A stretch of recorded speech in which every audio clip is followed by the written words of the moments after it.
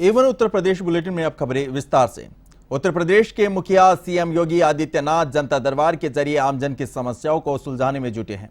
इसी दौरान सीएम योगी ने लखनऊ स्थित सरकारी आवास पर जनता दरबार लगाया, जहां उन्होंने जनता की समस्याओं को सुनकर अधिकारियों को आवश्यक दिशा निर्देश दिए। वहीं जनता दरबार में दूर दराज से आए लोगों ने सीएम योगी से मुलाकात की।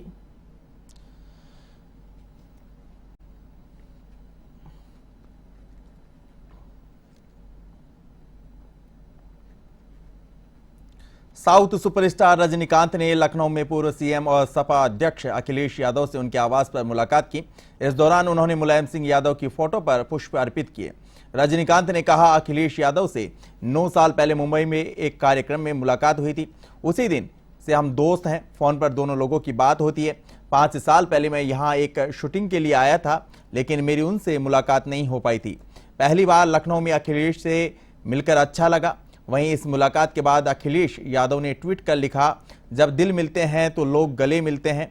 मैसूर में इंजीनियरिंग की पढ़ाई के दौरान पर्दे पर रजनीकांत को देखकर जितनी खुशी होती थी, वो आज भी बरकरार है। हम 9 साल पहले व्यक्तिगत रूप से मिले और तब से दोस्ती है। 9 साल पहले बॉम्बे में एक फंक्शन में अखिलेश जी से मुलाकात हुआ था। उस दिन से हमारा दोस्ती चल रही है। आपस में फोन में भी बात करते हैं। अभी लास्ट 5 साल पहले मैंने इधर आया था शूटिंग के लिए। उधर एक्चुअली अखिलेश जी नहीं थे, नहीं देख पाया। अभी है, अभी आके उनको देखे। वाराणसी के ज्ञानवापी परिसर में एएसआई सर्वे का 17वां दिन है, जहां भारतीय पुरातत्व विभाग की टीम लगातार सर्वे कार्य में जुटी है।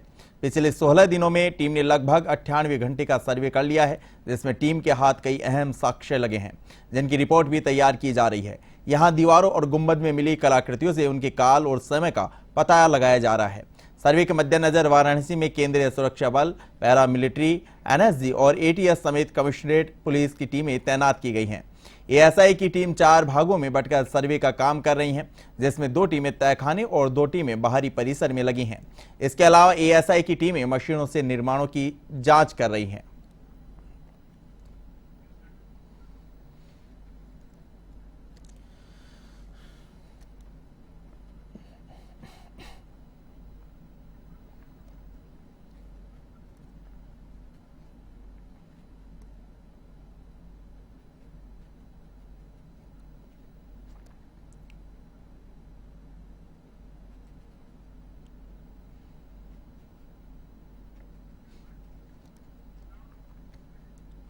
सीतापुर के खैराबाद के एक निजी अस्पताल में इलाज के दौरान महिला और बच्चे की मौत हो गई।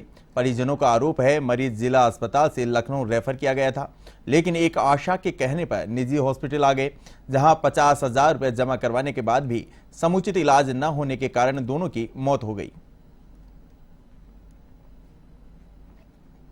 शाम को लेके आए तो सरकारी अस्पताल में वहाँ से रेफर कर दिया था। तो हम लोगों ने फिर आशा बहुत थी तो बाहर यहाँ पे भर्ती करा दो।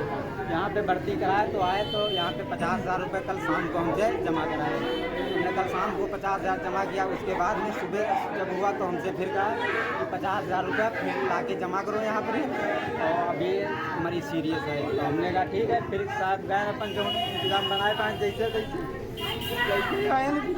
50,000 जमा करें। अमेठी में शुक्ल बाजार थाना क्षेत्र के खेमखऊ गांव में ठेकेदार की बड़ी लापरवाही सामने आई है। ठेकेदार ने गड्ढे को खोदकर खुला ही छोड़ दिया, जिसमें एक बच्चा गिर गया। ग्रामीणों ने बच्चे को गंभीर अवस्था में बाहर निकाला और अस्पताल पहुंचाया, जहां डॉक्टरों ने बच्चे को मृत घोषित कर दिया। सूचना पर पहुंची पुलिस ने मामला दर्ज कर लिया है।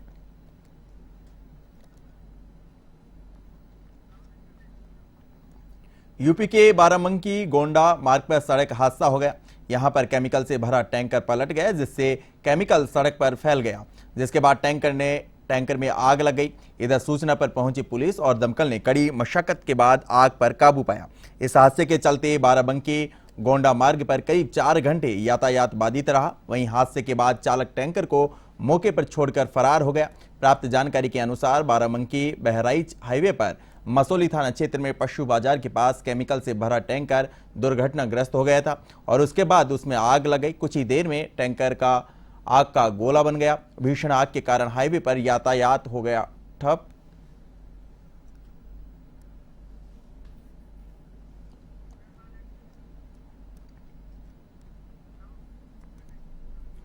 सीतापुर में लखनऊ जनपद के बसंतपुर निवासी व्यक्ति का शव मिलने से सनसनी फैल गई। ये शव सदना थाना इलाके के शिवपुरी गांव से मिला। घटना की सूचना पाकर पुलिस मौके पर पहुंची और शव को अस्पताल की मोर्चरी में रखवाया। पुलिस के मुताबिक बसंतपुर निवासी राम नरेश करीब 3 महीने से लापता था। फिलहाल पुलिस मामले की जांच में जुटी हुई है।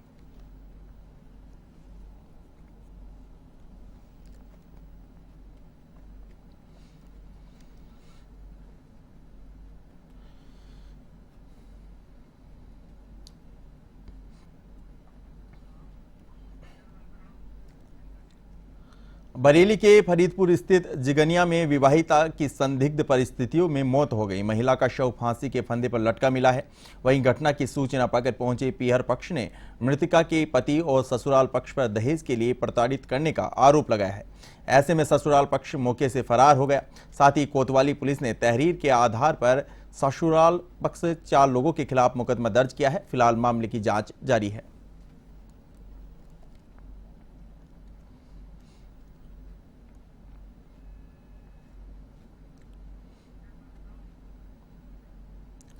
पहाड़ों पर हो रही मूसलाधार बारिश ने रायबरेली में रौद्र रूप दिखाना शुरू कर दिया है। अचानक गंगा के बढ़ते जलस्तर को देखते ही जिला प्रशासन हरकत में आ गया। वहीं बाढ़ से निपटने के लिए घाटों पर सुरक्षा के लिए पुलिस कर्मियों की तैनाती की गई है। वहीं बचाव के लिए घाटों पर गोताखोर और नावों की व्यवस्था की गई है। घाट के व्यवस्थापक ने बताया कि 12 वर्षों बाद गंगा का जल स्तर इतना ज्यादा बढ़ा है। बता दें कि ऊंचाहार, डलमऊ सहित 3 तहसील क्षेत्रों से होकर गंगा नदी निकलती है। बरसात के मौसम में गंगा के बढ़ते जलस्तर से तटीय क्षेत्रों के लोगों के सामने कई प्रकार की समस्याएं खड़ी हो रही हैं। इधर बारिश से बढ़े गंगा जलस्तर से तटीय इलाकों में दहशत का माहौल है।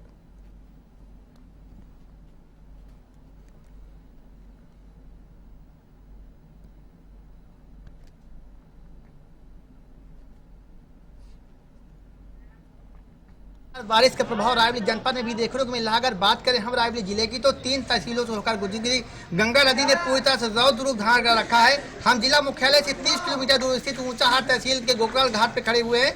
यहाँ आप देख सकते हैं कि मौके पर जिस तरह से गंगा ने रौद्र रूप धारण किया, उससे तटीय क्षेत्रों के ग्रामीणों में काफी समस्याओं का सामना करना पड़ रहा है। यहाँ घाट के जो पुजारी हैं, यहाँ के पंडा हैं और यहाँ के जो रहने वाले आसपास के ग्रामीण हैं, उनके सामने एक समस्या खड़ी हुई है। गंगा का अचानक जिस तरह से जलस्तर बढ़ा है, उससे हर ग्रामीणों में दहशत का माहौल है। हमारे साथ यहाँ के प्रभारी हैं और यहाँ के पूरे व्यवस्थापक हैं जितेंद्र द्विवेदी जी। इनसे बात करते हैं कि किस प्रकार से समस्या है ग्रामीणों के लिए। आइए, आपका एवर डी स्वागत है। आप अपना नाम और परिचय दीजिएगा। मैं पंडित जितेंद्र द्विवेदी, वरिष्ठ पुरोहित, सचिव माँ गंगा गोकर्ण जन कल्याण सेवा समिति, गोपना घाट ऊंचाहार रायबरेली।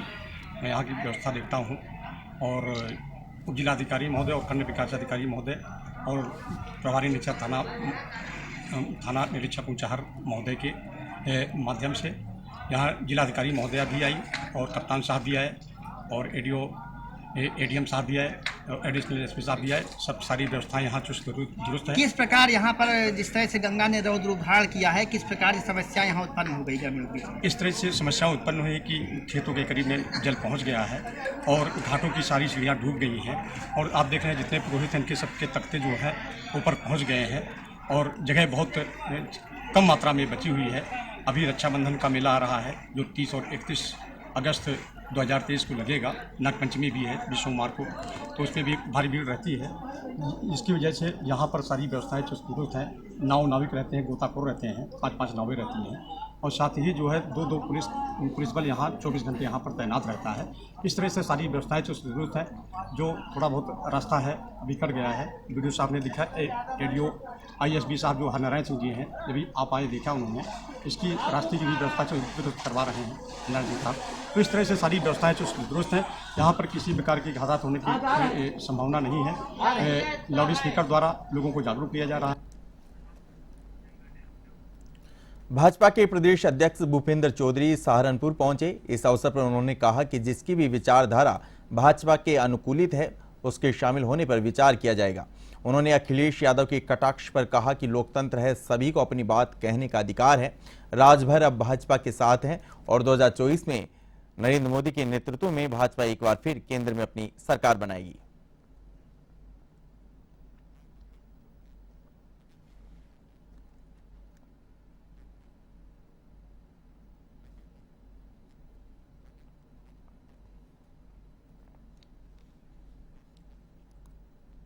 कोई नाराजी, किसी विषय का नाराजी का कोई मतलब नहीं है। हमारा परिवार की बैठक है और बहुत बड़ा संगठन है और अपने कार्यकर्ताओं के सुझाव, उनके अनुभव के आधार पर हम लोग अपने काम की गति को बढ़ाते हैं।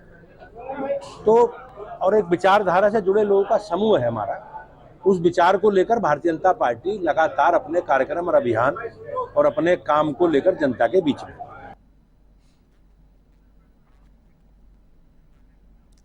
हरदोई जिलाधिकारी मंगला प्रसाद सिंह ने थाना अरवल के बाढ़ प्रभावित गांव बेहटा मुडिया, अली शेरपुर और अदनियापुर का नाव से निरीक्षण किया।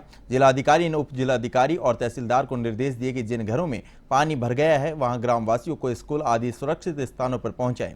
जिलाधिकारी ने राजस्व विभाग की सभी टीमों को बाढ़ चौकियों पर मुस्तैद रहने को कहा।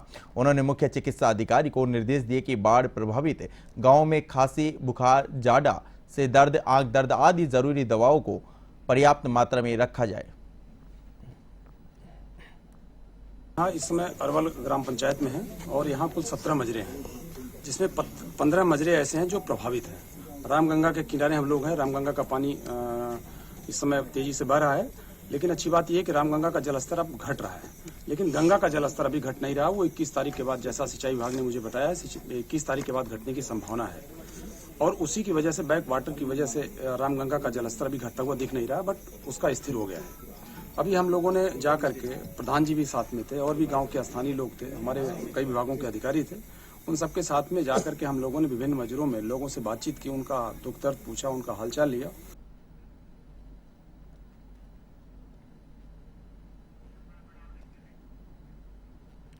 लोनी में अज्ञात कारणों से बच्चों की साइकिल के फ्रेम बनाने की फैक्ट्री में लगी भीषण आग लग गई। आग से फैक्ट्री में रखा सामान जलकर राख हो गया। दमकल विभाग की टीम ने मौके पर पहुंचकर आग पर काबू पाया।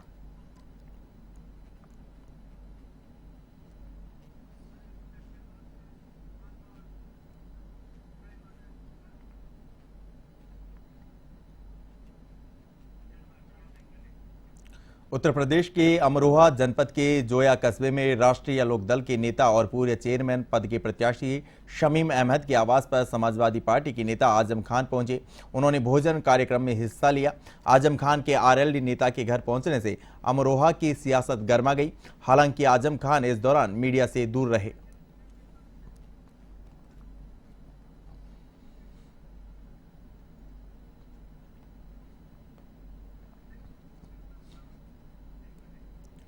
पुलिस ने प्रतापगढ़ की लालगंज कोतवाली क्षेत्र में ठगी करने वाले बाबा समेत 3 आरोपियों को गिरफ्तार किया। एसएसपी अमृत जैन ने बताया कि लालगंज कस्बे में पैसा दोगुना करने के नाम पर बाबा और 3 आरोपी लोगों का पैसा लेकर भाग गए थे। पुलिस ने सीसीटीवी कैमरे की मदद से आरोपियों की पहचान की और मुखबिर की सूचना पर आरोपियों को गिरफ्तार किया। आरोपियों के पास से ठगा गया पैसा और 4 पहिया वाहन बरामद किया।